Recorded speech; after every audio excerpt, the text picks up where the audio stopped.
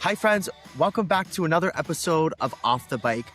On this week's podcast episode, we're talking about the theme of becoming, how you can be misaligned and realigned. Becoming is something that is always going to happen. You don't just become something. I have the perfect person to chat about this topic with you, and that's Megan. Megan teaches at our Morgantown studio. She was a writer, then became a front desk worker, then became an instructor, and she's still teaching today. Get ready, turn up the volume. It's time for another episode of Off the Bike. Let's go.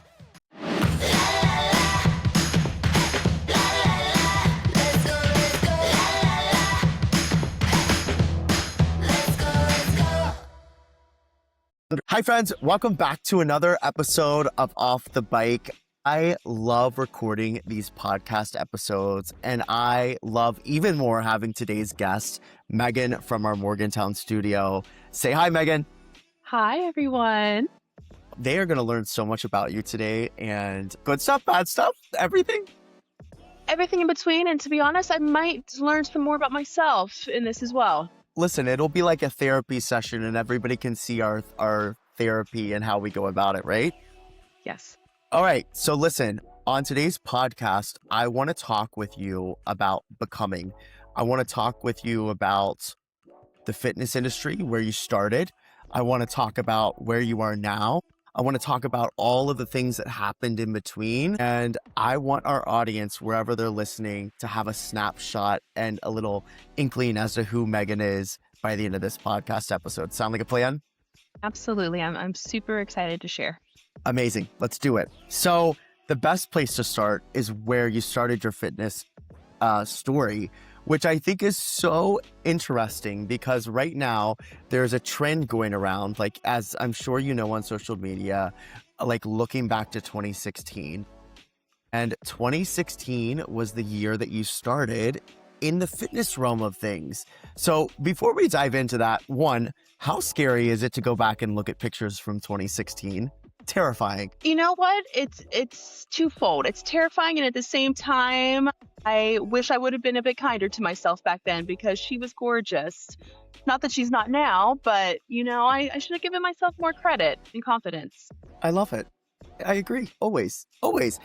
Talk to me about Megan in 2016. Let's jump into the podcast in the boiling water right from the start.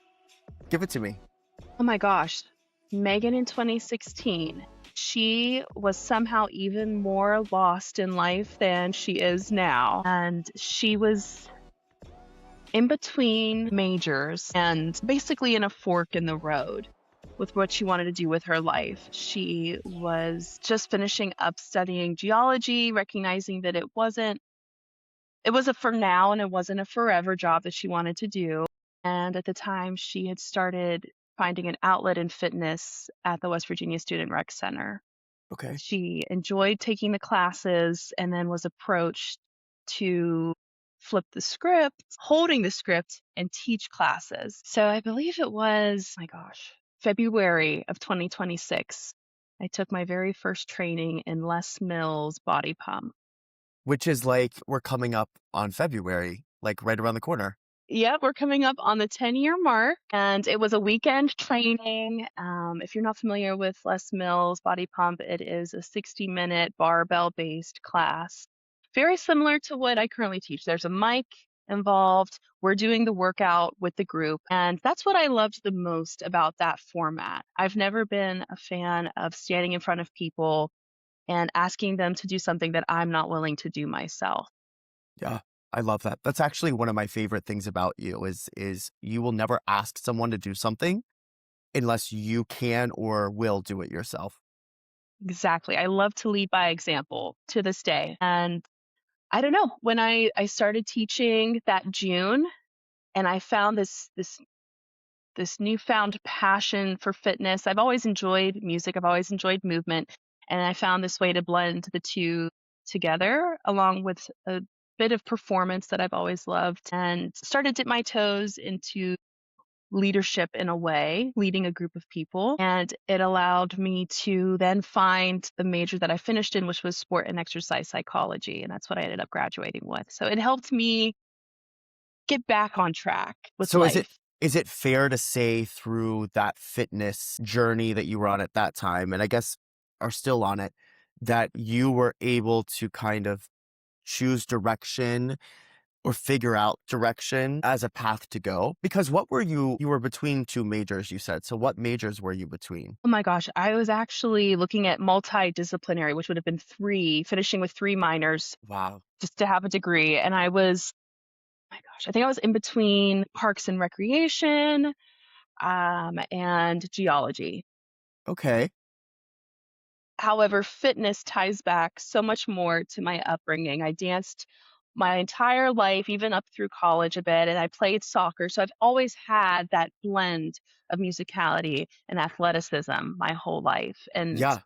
Yeah. finding fitness again in this new capacity brought me back to myself while also stepping out of my comfort zone.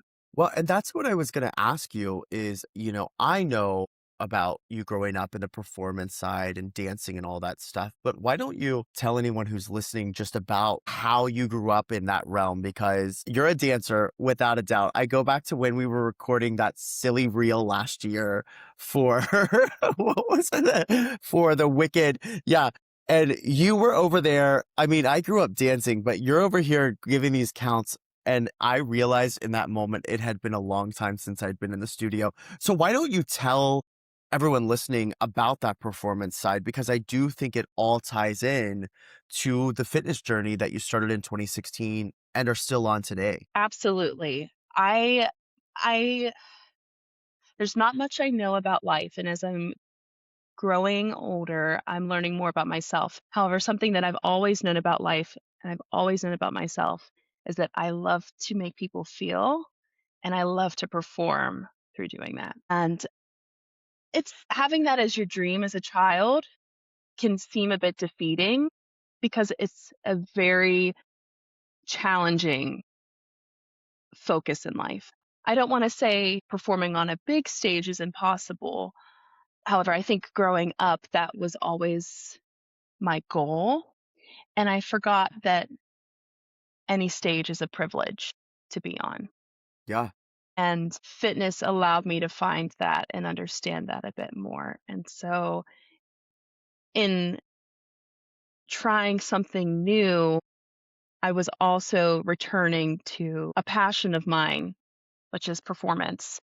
And I think that's what fueled that direction in life and what has continued to fuel it and makes me feel as though I'm moving in the right direction. Yeah. It's so for people in Morgantown, they know this. For people who don't are not in Morgantown, they don't know. You and I connect so much. We go get coffee, we talk on the phone, we text. And you and I have such similar stories to the performance background of loving to be in front of people, loving to make people feel something. And I think you and I we're on the similar path growing up where we wanted to perform. And now we're not performing now how we thought we were going to perform then. At least I can say that. But yet we're still performing every single day in a completely different way. Isn't that so interesting? Yes, and it's actually more rewarding than I had anticipated it to be. I think it's a bit more so because of how intimate Yep. it Yep. is. Yep. I couldn't agree more. We talked a little about the performance and growing up and dancing and stuff, but where'd you grow up? Where are you from? Like, paint a little picture so that I can start tying Synergy in place years and years later. So born and raised here in Morgantown, West Virginia. I performed on the soccer field, I performed on the dance stage, and honestly, my dream growing up was to be a cast member on Saturday Night Live. No way. Yes, that was Megan, I my never knew that about yeah, you. that was my dream job. That was my dream job, and there's still a piece of me that dreams of that. So I'm gonna be like expecting you to do some like improv and some comedy and like the next team like get together. The mic is all yours. We're That's waiting for it. I mean, it has been, hasn't it? Yeah, it has, but I'm ready for the SNL show here. You're right. I've been censoring myself a little All bit. right. All right. I've Well, been holding during back. that During that next staff ride, there's no censoring. I want to see it. All natural. I want to It'll all see come it. out. So you grew up here. You've been here your whole life. You left at one point, right? Did. I moved to Pittsburgh in 2020, Okay. which was probably the second mistake. Yeah. Yeah. And that is when I noticed I began to lose a sense of self. I lost my outlet in fitness, so I stopped teaching during the time that I Completely. lived in You cut it. Pittsburgh. You move. Yes, I cut it off to move, and I also cut out fitness at the time. I stopped Okay. working out, Okay. and I just did this complete switch in life. I became the homemaker, which I thought that was the next chapter in life. I watched my parents do that. I watched, the generation ahead of me. I saw a lot of my friends were getting married, settling down, having a career, and it felt at the time like the right decision Yeah. on paper. Yeah. In my body, I could tell that I was longing for chapters unlived.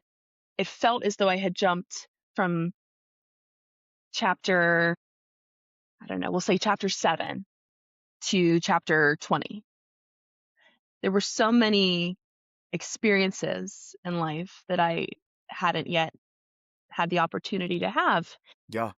And I felt that within me, and it showed up in ways where I had lost interest in fitness and performing and being social. I was drained. I was exhausted all the time.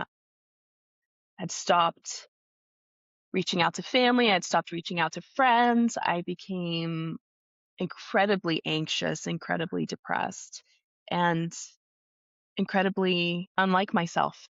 Yeah. Everything I knew about me and anybody else knew about me, I was no longer that. Yeah. So, you're in Pittsburgh now, and the theme of this podcast is becoming. And I think by the end of this, our listeners are going to see, as you and I have learned, that we're always becoming. It's not that you just become, you are always becoming. And so at this chapter in your life, when you're in Pittsburgh, you had, you know, a completely different life. You had skipped all those chapters, like you were saying. There was a lot of stuff that was happening in Pittsburgh, internal, external. Do you want to talk about what that was, other than the simple fact that you're in a new city? You were going through COVID. There's so much happening. Can you tell me about what Pittsburgh was like, and what you were doing there, and what chapter it led to next? Absolutely. Well, there's a lot that it wasn't. I will say that. There's so much potential I could have found in Pittsburgh. I love that city. And I did not take the opportunity because I was so out of line with self.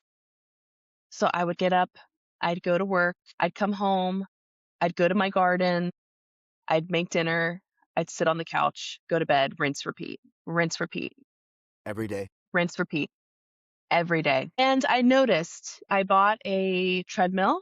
I had a home gym at one time, started to find fitness again, and I started to find that sense of self and still felt misaligned. Yeah. And why do you think you felt misaligned? Like, did you recognize at the time, maybe you know now, but at the time, did you understand why you felt misaligned? To be honest, I knew it.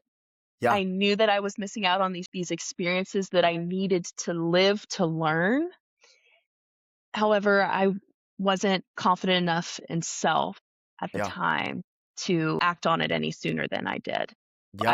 I eventually ended the relationship that took me to Pittsburgh in 2022 and returned back to Morgantown, back to my roots, back to my family, back to my friends, and eventually back to self. Which luckily, um, is only like an hour, a little over an hour away. So it's easy move in the grand scheme of things. And, I think that, you and I have talked so often about that chapter in your life, but you come back to Morgantown now. Pittsburgh was an amazing chapter in its own right for you. It provided so many learning moments. It taught you so much. And I don't think you'd be the person you are today in the best way without that chapter. And so you come back to Morgantown, a place that you grew up your whole life. You obviously know a lot of people here, but I know as well as anybody else, when you leave a city and you come back, it's not the same, just because that's how life goes. It moves so fast. So when you come back to Morgantown, you left the relationship, you came back. What happened? How did you reground yourself? Like because I think, if I remember correctly, this is close to where Synergy starts to come into play. So take me through that. You're back in Morgantown. Then what? It's actually really funny. Right before I moved to Morgantown, I reconnected with with a lifelong friend who was going through a very similar experience in life. She was going through a breakup and we were able to lean on each other. This was November of 2022. Okay. Moved back to town. We already had intentions of reconnecting when I got to town so that through all of these changes, we would have something familiar. And I remember it was a Sunday evening. I was at my parents' house for dinner and she sends me a text message. Hey, I'm going to spin class in the morning, 6 a.m., Monday morning. Will you join me? And I'm not going to lie, I knew about you, Nick. I knew about Synergy all along. Even when I lived in Morgantown, I never once took a class, and I lived in Pittsburgh. You have a Pittsburgh location. Once again, I knew all about you. I knew all about Synergy. Never once took a class. And I decided to join her on a Monday at 6 a.m. to that spin class that I always knew existed. And it was a very special class for me. And so tell me why, because I know you never forget your first. Take that however you wish. What? 6 a.m. on a Monday? I mean, a Monday in general is tough. 6 a.m. on a Monday, even tougher. First class, 6 a.m. on a Monday, out of this world. We're talking discomfort in all realms. So what? I mean, obviously there was something, your friend, that got you there, but there was something also inside that just was like, okay, I've got to do this. Tell me about that first class experience. Who was it with? What was it like? Why did you come back after it? So I showed up in an extra large West Virginia Rec Center t-shirt. I was sat back on bike 25. In the back row. Back row. And it was Yep. always bike 25. And it was the lovely Miss Katie Bates for my first class. Wow. Wow, Yes. wow. So it was tough because like you said, not only was it Monday morning, Yeah. it was 6 a.m. It was winter, so it was cold. There was all of these obstacles getting in my way. And I'm so glad that I pushed through all of them, because not only was I returning to fitness through that first class, I absolutely returned to a sense of self in that class. I specifically remember hopping off the bike and thinking to myself, I will be teaching one day. Really? Yes. Right first class. First class, I knew immediately this is where I returned to fitness. This is where I I love returned to that. teaching. I This is love where I that. returned to self. I love that. And you obviously, I mean, here we are in 2026 and you're still writing, you're still teaching, but so much has happened between that first ride and now. I mean, continuing on the theme of becoming, I remember hearing about your first class because I remember Sarah or someone at the studio telling me about you. And I don't think at the time, I don't think I was living here yet. I think I was just about to move back here. So You were I was also still becoming. Yeah, well, I was also becoming and about to leave Pittsburgh. Very similar story. And so I remember hearing about you, but I definitely was not present in that first little phase. You kept writing and we somehow got you to work the front desk. What? Like, how did we go from a writer to front desk? Listen, I knew what I wanted. Yeah. And I knew how to get there. So bike 25 was my bike.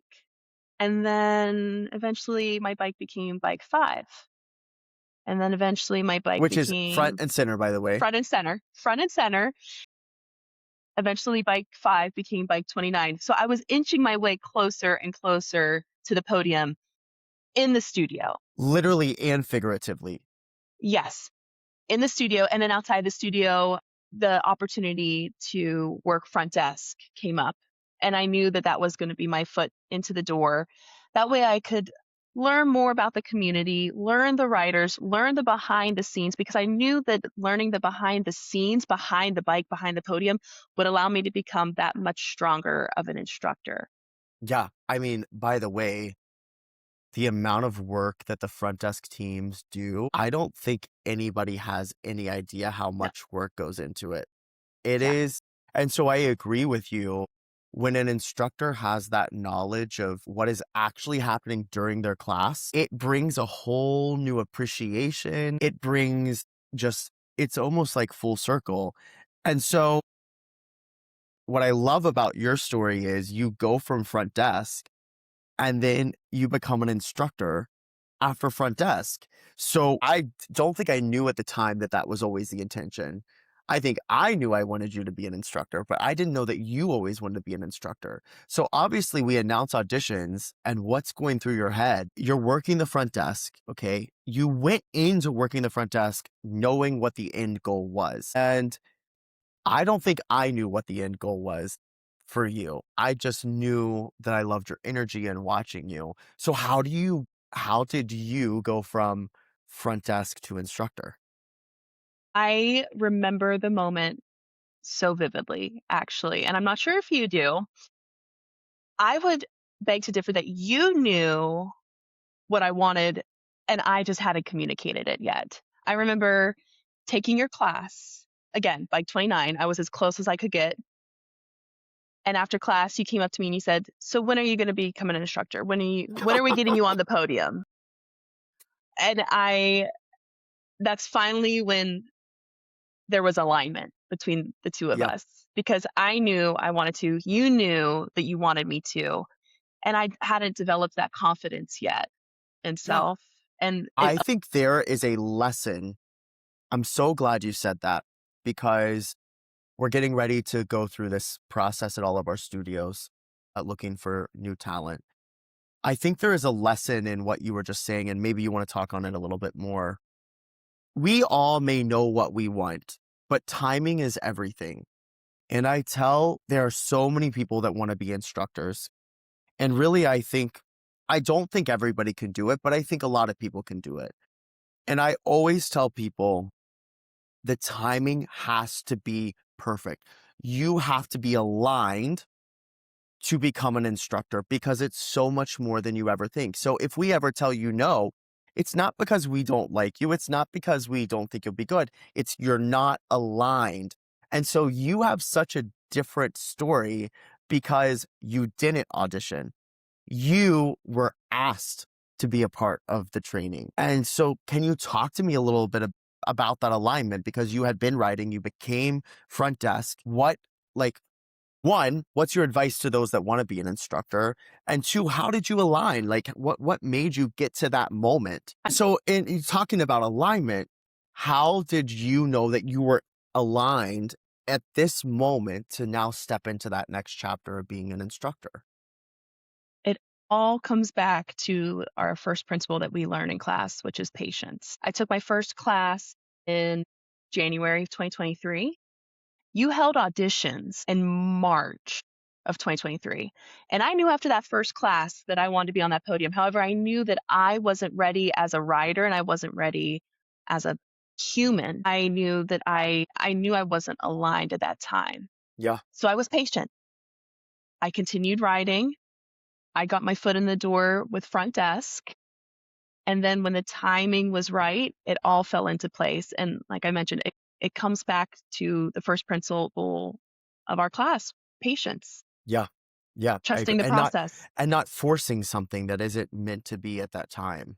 Exactly. As much as I would have loved to have hopped on the podium, I watched the process. I saw you hold auditions. I saw the individual who made it through go through instructing. I saw her have her first class and I was able to celebrate her, even though there was a part of me that wished that that was I on the Yeah, podium, because yeah, I knew that I trusted timing, I trusted process, and I trusted that I would make it where I wanted to be when the time was right. yeah. Continuing on the theme of becoming and what we've are kind of talking about throughout this podcast. We talk about in that moment being aligned to be an instructor, and you went through the training process, you became an instructor. Now you've been teaching for a while, and over the course of that teaching, there was misalignment again. And so, again, this goes back to there's always realignment, always, always becoming. Can you talk to me about after you were so aligned to become an instructor, what then led to a misalignment again in life? And I know there were a lot of things like with the corporate work and just self-identity. And so you're an instructor. I would like for you to fill in the gap from then to now on the realignment that needed to happen. So I started teaching in September of 2023, and I felt that I started with a strong sense of self. Continued through 2024, same sense of self, and felt very strong in my teaching. I felt confident in who I was, confident in my voice. And then I began to open myself up to trying new things. And as I started trying new things, I noticed, I think I'm somebody who has always struggled with black and white thinking. I had to be this or I had to be that. And it's finding what the bike teaches us, balance. And so as I was growing in my role in my 9 to 5 job that maybe most people don't know that I have. I work in HR for the university here. And as my role was developing and my responsibilities were increasing through that job, I started to see fitness, corporate life.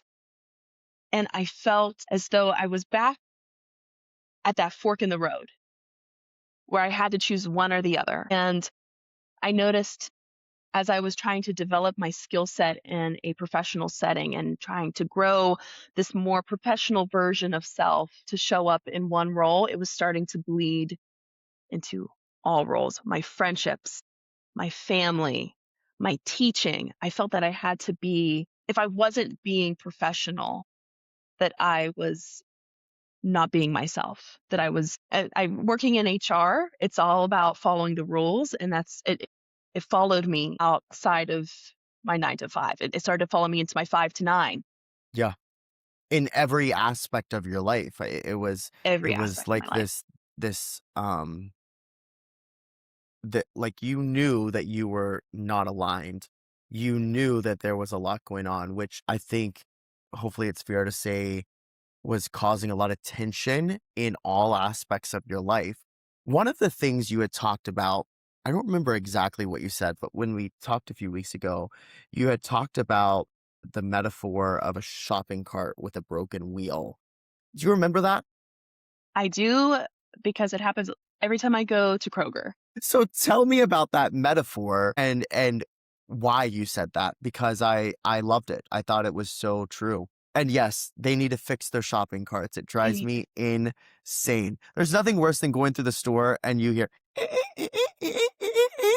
It's always that front right wheel, I'll tell you what. And if you've ever pushed a shopping cart, or Pittsburghers call it a buggy, you notice if you have a wonky cart that's out of alignment, it just throws everything off. Like you said, when you're pushing it, it Yep, tries to yep. veer one specific way. You can't, it's not smooth, it's not multifaceted, it can't just change directions, it can't pivot. And that's just like our bodies. If one part or one piece is off of alignment, we're out of commission. We're out of commission. We're not smoothing, we're not sailing as smooth as we could. And that's where I felt myself going. I was the shopping cart in Kroger. I Yeah. had lost a sense of self and felt misaligned. And I think I honestly, tying it back to my what I experienced in Pittsburgh, I think I was jumping chapters ahead and noticing that I was skipping on specific experiences that I'm meant to fulfill before I get there. Yeah. Yeah. And I not only and the thing is when you're misaligned, you feel it, everybody sees it. You might not see it, you feel it, everybody sees it. You saw it. Everybody sees it. Yeah. So let I'm me sure my ask writer you, saw it. sitting where we are today, I know that you are realigned. I hope you feel that. I know that you are realigned. And I know that there will always be realignment that needs to happen. So what did you, or how did you get realigned to be on this, to reset the chapter like you were just saying? Like, what did you do to get back to that sense of self? Where, how did you do it? I'll tell you what it looked and felt like. It felt like a big inhale and a full exhale. I had the opportunity to have 2 weeks off of work and come to complete rest, which I honestly hadn't offered myself in months, maybe an entire year. I was go, go, go, pushing myself to do more, learn this, do this to get to the next chapter. I set ahead and I hadn't allowed my body to be where my feet were and just be present and rest. And it's honestly, it's something that I think our country and our culture doesn't encourage. We, as a country and a culture, we don't take that full exhale except for one day a year, Christmas. Yep. Yep. And I finally recognized the importance of rest. And through having those 2 weeks off where I could return to things that I enjoy, my creative outlets, I had time to do more than just pour my creativity into a playlist. I was crafting at home. I was doing all of these things that felt more like me. And having that time and that space and that opportunity to remember who I was helped me oil that front right wheel and begin to move a bit, glide a bit more smoothly through life Yeah. now. Yeah. And you see, through rest, I was able to remember who I am and my purpose. And I also recognized though I want chapter 35, I'm in Yep. chapter 30 right now. Yep. Yep. Yeah. It's, you know, I think in those 2 weeks and the time since of returning uh, to oneself as you're becoming, I think that it's a reminder to life and to take things a day at a time and to take the inhale and the exhale. And, one of my favorite things about Zenergy and about the fitness industry, if done right, and not many people really know this, is that it's so much more than the class itself. We as a team, as coworkers, as writers, and everybody, the conversations that we have are sometimes so deep, and they are like therapy sessions, whether they be one-on-one or, you know, in the class itself. And I remember sitting with you in the end of November, December, and I remember we had a really deep conversation. And it's a conversation I've had with myself before and a conversation I've had with many other instructors just because of the nature of the beast. And I remember telling you, take a breather for a second and just take a breather. No one is thinking about things as much as you are. And if you can just take a breather and let's reconnect, then let's pick up the conversation. And not a month later, here we are. And so I wanted to tell you, I always loved you, who you were, who you are, and who you're becoming. I know the writers do.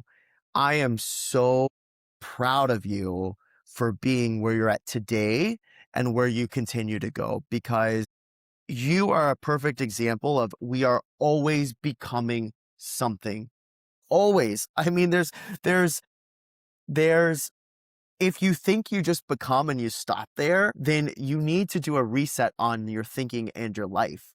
So during those 2 weeks, who is Megan now, and what does becoming mean for you as you continue through those chapters? Whew. Well, what isn't Megan, to be honest? And what can't she do? Megan is somebody who is multifaceted. So I can be professional in a work setting, supporting structure in my 9 to 5. And then I can be the silly, quirky girl who dances on a bike between my 5 to 9. I recognize that it's not black and white, that where we live is in this beautiful blend of color. And becoming, like you mentioned, doesn't just mean you're one thing or many things. I am a corporate worker, and I am a fitness instructor, and I am a daughter, and I will be a mother, and I will be a wife, and I will be. It doesn't have to be now. Who am I and what am I becoming? I think I will always be the girl who loves blending music and movement. And I think I'm finding new ways to appreciate it and apply that love. And I think I will always be the girl on stage, no matter the size of the stage or who I'm performing in front of. Yeah, I I love that. If there's someone who's listening to this podcast, whether they live in Morgantown or any other place they're listening, and they feel as though they're going through a chapter in their life of misalignment, or they feel as though they're just going through it, what is your advice to them to realign themselves? Stop, take a big inhale, take a full exhale, remove and reduce all of the external factors so that you can turn inward and remember who you are, where you are. I think we're always so focused on where we want to go, and it's just a reminder of who you are, where you are, and you'll find that with going to always find that in speaking with others. I think following your gut, trusting yourself, and moving forward with your voice. I think that we know what Synergy can provide. We know what the bike can provide. We know what music and movement can provide. And so, to whoever's listening to this podcast, take what Megan just said and do it. Just do it. Try it. Realign yourself. And in the process of doing it, why don't you come and take a class with us? Megan, when are you teaching? Give us the rundown of what your usual schedule is. Absolutely. Well, I've got my Wacky Wednesdays at 6 a.m. You can find anything from country to 80s rock to 90s house. And then I have my themes on my Thirsty Thursdays at 5:45, and those are always fun and chaotic. And then we have our spiritual Sundays that are always set with intention. Yeah, each class is so different than the last, but they're all Megan. And that's what I love. That's one of my favorite things. You and I could talk for quite literally hours on this podcast, but I just wanted to share my gratitude and my appreciation, and also tell you how proud of you I am. And I cannot wait for everyone to hear this podcast. If you're listening to this podcast, please say hi to Megan. If you're in and around the Morgantown studio, introduce yourself, send her a message on social media. What's your social media? Meg_Alahe. Perfect. Follow her, send her a message. Friends, it is always a pleasure to have you listening to our podcast. Thank you so much for taking time out of your day. If we don't get to see you on the bike soon, keep listening and share this podcast with as many people as possible. Megan, I love you. I can't wait to see you soon. Thank you for everything. Bye, guys. See you on the next one. Bye.